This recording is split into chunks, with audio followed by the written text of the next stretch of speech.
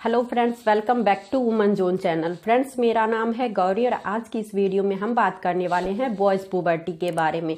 यानी कि जो बॉयज़ होते हैं जब वो पुबर्टी स्टेज में आते हैं तो उसके क्या चेंजेस होते हैं, क्या साइन होते हैं, उससे जुड़ी हुई कुछ प्रॉब्लम्स को हम डिस्कस करेंगे। और देन हम यहाँ पे डिस्कस करेंगे कि ये जो प्रॉब्लम्स अपने साथ लेके आती है पुबर्टी स्टेज, उस प्रॉब्लम को किस तरह से आप फेस कर सकते हैं। तो चलिए फटाफट से वीडियो को स्टार्ट करते हैं। पुबर्टी वो टाइम है जो बॉयज़ हो या गर्ल्स हो, दोनों के लिए ही वो लक्षण नज़र आने लगते हैं या नज़र आने की शुरुआत हम कह सकते हैं कि शुरुआत हो जाती है जब बॉयज़ और गर्ल्स में अडल्ट होने के लक्षण नज़र आने लगते हैं। वो अडल्ट होने की तरफ जो है अग्रसर हो जाते हैं, आगे बढ़ने लगते हैं। तो उस कंडीशन को कहा जाता है पुबर्टी स्टेज। आज की इस वीडियो में हम सिर्फ और सिर्फ बॉयज़ के पुबर्टी स्टेज की बात करने वाले हैं। तो मैं यहाँ पे आपको बताना चाहती हूँ कि जो बॉयज़ हैं उनमें पुबर्टी स्टेज में क्या क्या चेंजेस होते हैं, उसके क्या क्या साइन होते हैं। बॉयज़ की पुबर्टी स्टेज 12 से 14 साल के बीच में होती है। हर किसी का इंडिविजुअल डिफरेंस के बेस पे जो है ये एज आगे पीछे हो सकती है। किसी किसी में जो है 12 साल में स्टार्ट हो जाती है उसके साइन और चेंजेस दिखने, और किसी किसी में ये 13 साल या 14 साल में हो सकती है। तो ये डिपेंड करता है। अब हम बात करते हैं कि जो बॉयज़ हैं उनमें क्या क्या चेंजेस आते हैं, फिजिकली उनमें क्या चेंजेस देखने को मिलते हैं, क्या साइन होते हैं जिससे आपको पता चलेगा कि ये पुबर्टी स्टेज में आप एंटर कर रहे हैं। सबसे पहले ग्रोथ ऑफ टेस्टिकल, यानी कि जो पेनिस के अराउंड जो बॉल्स होते हैं उसमें आपको ग्रोथ देखने को मिलती है। उसके साइज में इंक्रीज आपको दिखाई देगी कि उसका साइज जो है बढ़ रहा है। तो ये पहली पहचान होती है, पहला आपके बॉडी में चेंज होता है जिससे आपको पता चलेगा कि आप पुबर्टी स्टेज में एंटर कर रहे हैं। सेकंड जो चेंज आपके बॉडी में होता है, जो बॉयज़ होते हैं उनके बॉडी में चेंजेस जो दिखने को मिलता है वो है पेनिस के साइज में इंक्रीज होना। जो पेनिस का साइज है वो इंक्रीज होता है और जो वहाँ का कलर है वो डार्क होना शुरू हो जाता है। ये शुरुआती लक्षण होते हैं, चेंजेस होते हैं, साइन होते हैं जो बॉयज़ जो है पुबर्टी स्टेज में एंटर जब करते। Third, growth of public underarm and facial hair. जो बॉयज़ हैं जैसे ही पुबर्टी स्टेज में एंटर करते हैं तो ये थर्ड आपके साइन होते हैं, आपके बॉडी में चेंजेस होते हैं जिससे आपको पता चलेगा कि आप पुबर्टी स्टेज में एंटर कर रहे हैं। यानी कि जो आपके प्राइवेट पार्ट है वहाँ पे अंडर आर्म में, देन आपके फेस पे जो दाढ़ी और मूछें उगने स्टार्ट हो जाती हैं। तो आपको फोर्थ साइन होते हैं कि आपका रैपिड हाइट ग्रोथ होता है, यानी कि आपकी जो हाइट है वो बहुत तेजी से बढ़ती है इस एज में, और आपके जो मसल्स है वो काफ़ी स्ट्रॉन्ग दिखने लगते हैं। जैसे कि अडल्ट्स वगैरह होते हैं उनकी तरह आपकी बॉडी की शेप आने लगती है। ये फोर्थ साइन हो गए, चेंजेस हो गए जो कि आपके बॉडी में देखने को मिलते हैं। फिफ्थ है वॉइस डिपिंग, यानी कि आपकी आवाज़ में भारीपन आने लगता है, बड़ों की तरह आपकी आवाज़ जो है साउंड करने लगती है। आपकी आवाज़ ऐसे लगती है कि जैसे किसी बड़े की आवाज़ है। देन आपके फेस पे एक्ने की प्रॉब्लम होने लगती है। एक्ने की प्रॉब्लम फेस पे भी हो सकती है, शोल्डर पे भी हो सकती है, बैक एक्ने की भी प्रॉब्लम हो सकती है। वो हर किसी के बॉडी के अकॉर्डिंग जो है हो सकती है।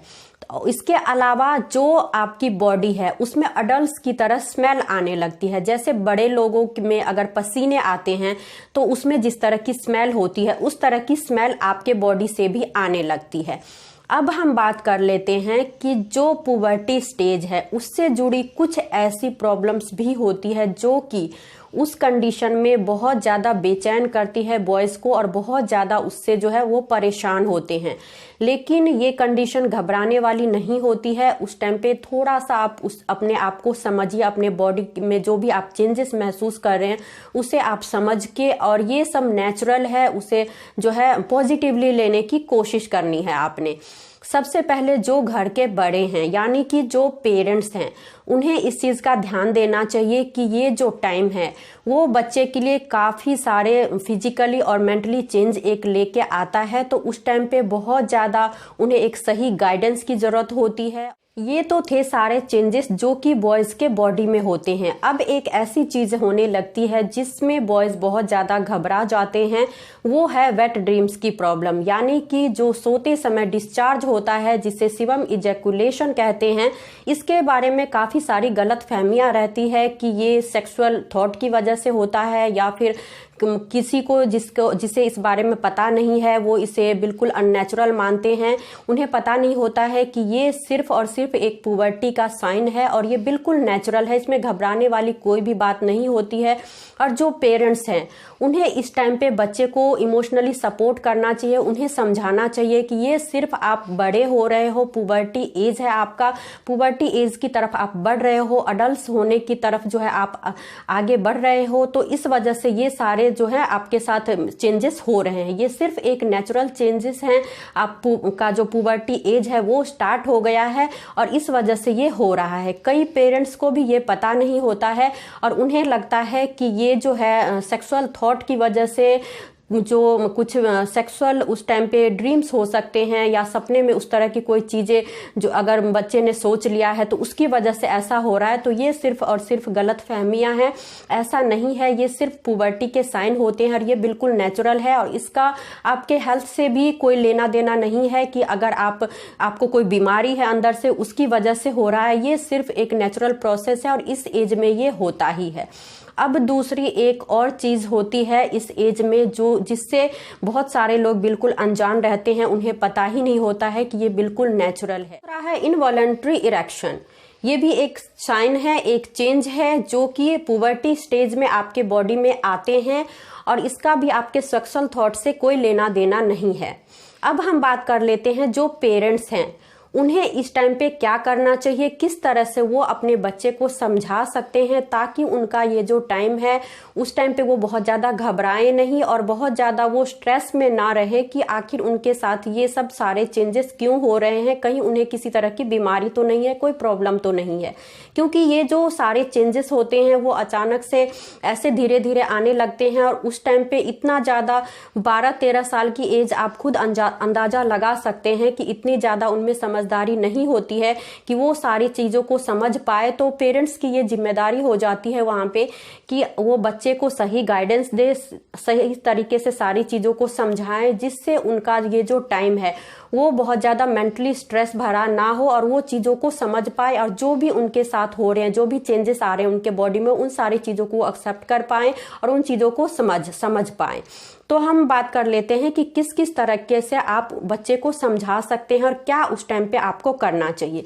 सबसे पहले जो उनके साथ एक्ने की प्रॉब्लम है तो आप उन्हें इस तरह का फेस वॉश दिलाएं, इस तरह की क्रीम यूज करने को कहें जिसमें सैलिसाइक्लिक एसिड हो, जो कि पिंपल्स से फाइट करने में उनकी हेल्प करेगा, जिससे वो जो है स्ट्रांग रहेंगे और उनमें किसी तरह की हेजिटेशन नहीं आएगी, किसी तरह का उनका जो है कॉन्फिडेंस लो नहीं होगा। क्योंकि फेस की वजह से कहीं ना कहीं उस स्टेज में बहुत ज्यादा जो है उस टाइम पे दिक्कत आती है, उन्हें लगता है कि उनका फेस खराब हो रहा है और बाहर वो कहीं भी मिलने से, आने जाने से जो है कतराने लगते हैं। तो इस तरीके से पिंपल्स से फाइट करने के लिए आप उन्हें समझाएंगे और जो भी उससे फाइट करने के लिए जो भी चीजें उनको चाहिए वो आप वहां पे दे सकते हैं।